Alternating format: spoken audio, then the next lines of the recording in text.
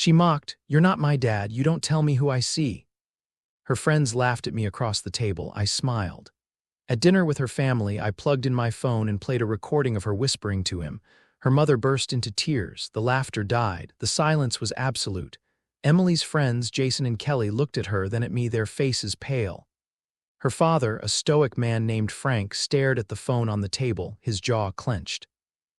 The sound of her voice, so intimate, so treacherous, filled the room.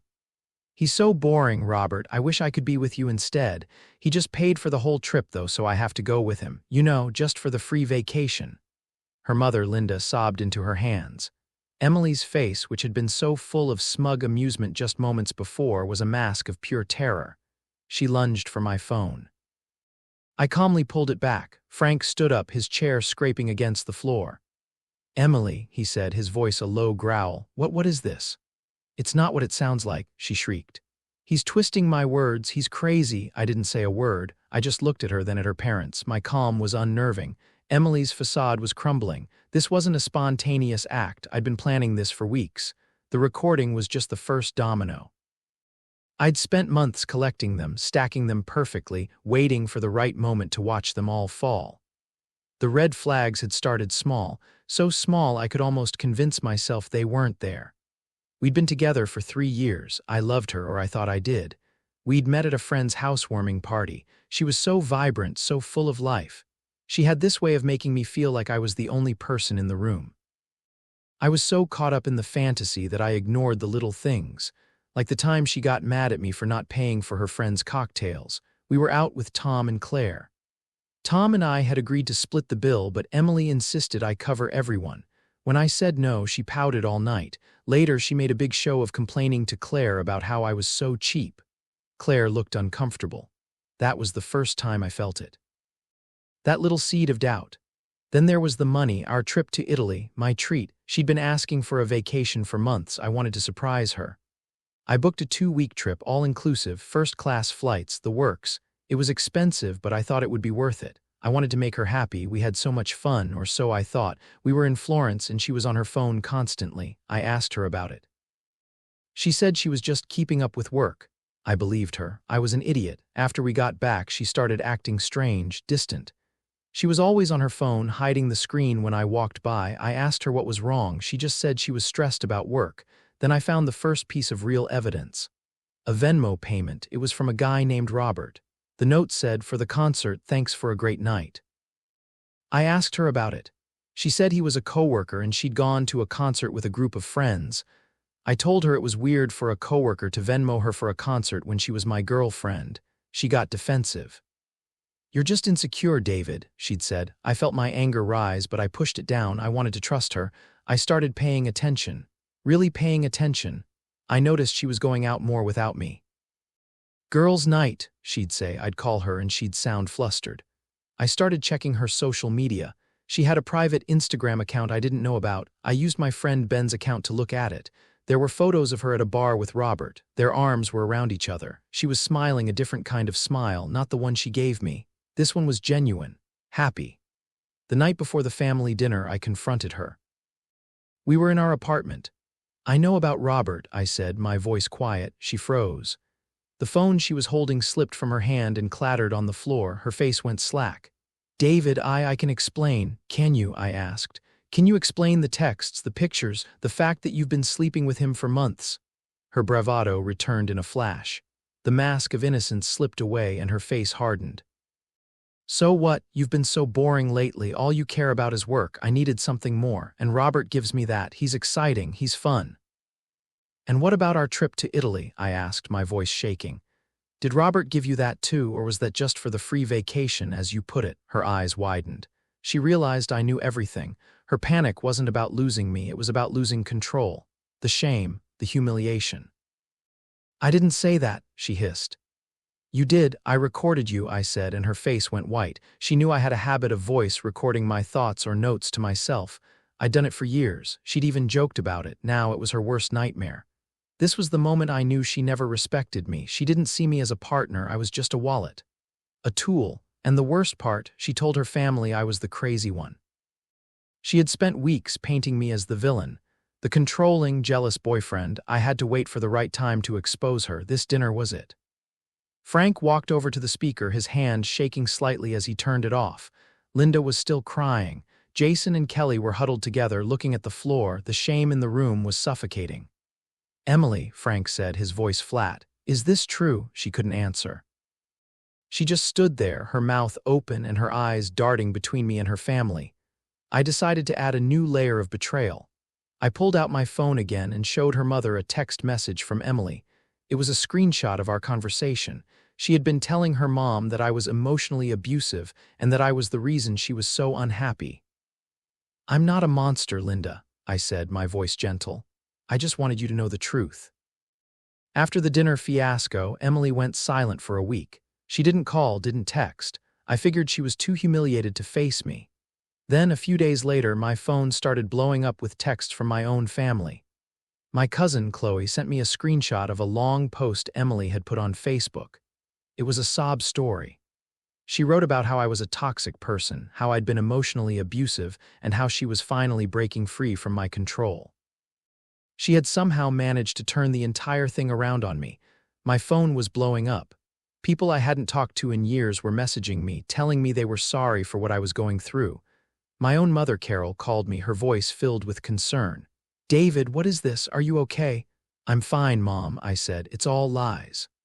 "Well, she says you used her, and that you cheated on her first," Carol said. "That you're the one who was unfaithful." This was her next betrayal. Not only was she sleeping with someone else, but she was trying to manipulate everyone we knew into believing I was the bad guy. She was trying to win the sympathy vote. I knew she was a liar, but this was a new low. It was one thing to be unfaithful. It was another to slander me to my friends and family. I felt a cold rage settle in my stomach. She was trying to steal my reputation, to make me out to be the villain.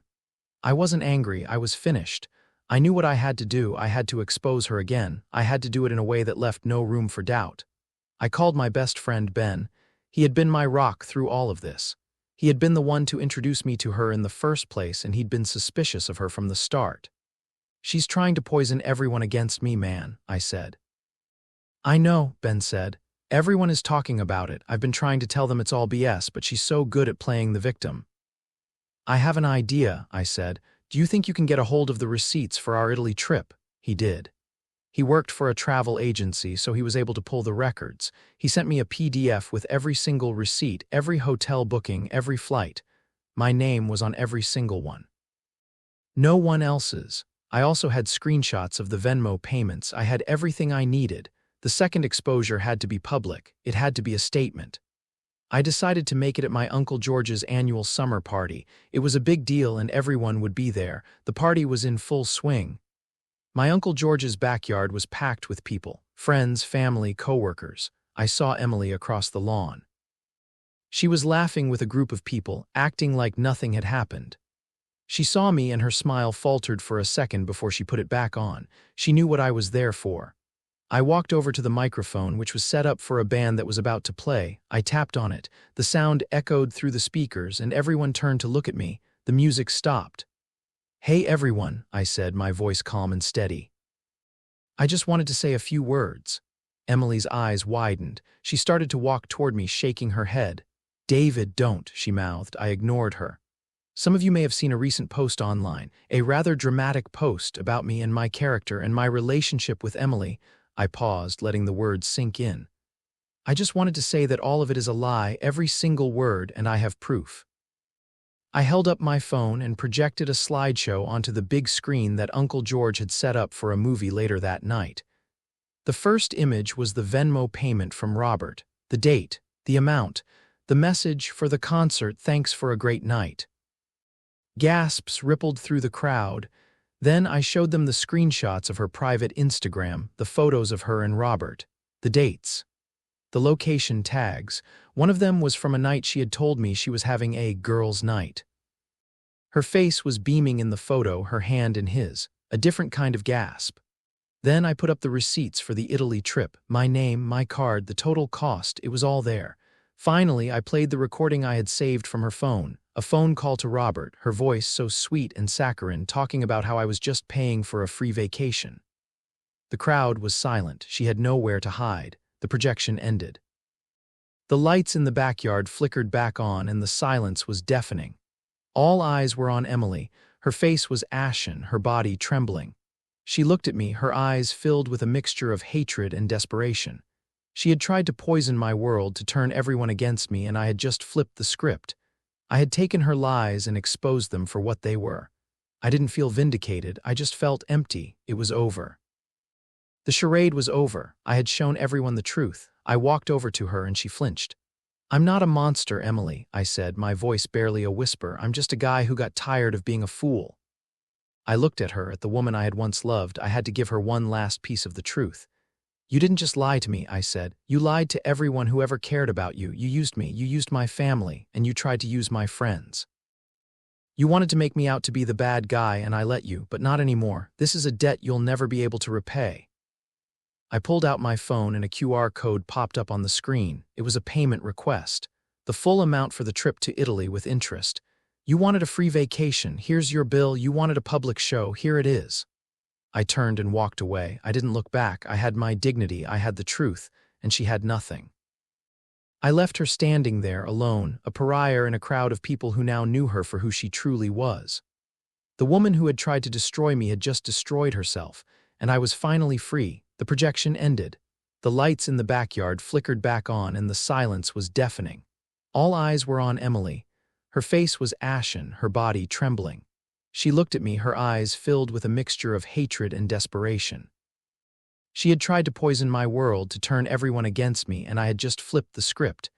I had taken her lies and exposed them for what they were. I didn't feel vindicated. I just felt a quiet sense of peace. It was over. The charade was over. I had shown everyone the truth. I walked over to her. "I hope you find whatever you were looking for, Emily," I said, my voice calm and devoid of emotion. "I'm done trying to be what you wanted me to be. I'm done trying to fix what was never going to be fixed. I'm done." She started to cry, real tears this time, but I didn't feel a thing. I wasn't angry, I was finished. I turned and walked away. I didn't look back, I didn't need to. The feeling of the summer air on my face was a revelation. It felt like I was breathing for the first time in years. I found Ben, and we walked to the edge of the lawn. He put a hand on my shoulder. "You okay, man?" "I'm okay," I said, and I was. The weight was gone. It was like I had been carrying a boulder on my back for years, and now it was finally off. I felt a pang of sadness for the man I used to be, the one who was so blindly in love he couldn't see the truth. But that man was gone. In his place was someone new, someone who had learned a valuable lesson. I had my dignity. I had my friends and family who now knew the truth. I had my peace. The past was a wound, but it was finally starting to heal. I saw my cousin Chloe walk over to me, a small smile on her face. She held her hand out to me, her eyes kind. "Hey," she said, "want to go get some ice cream?" I smiled back. The night wasn't over. It was a new beginning. I looked back at the crowd one last time. Emily was gone. I felt no triumph. I just felt free.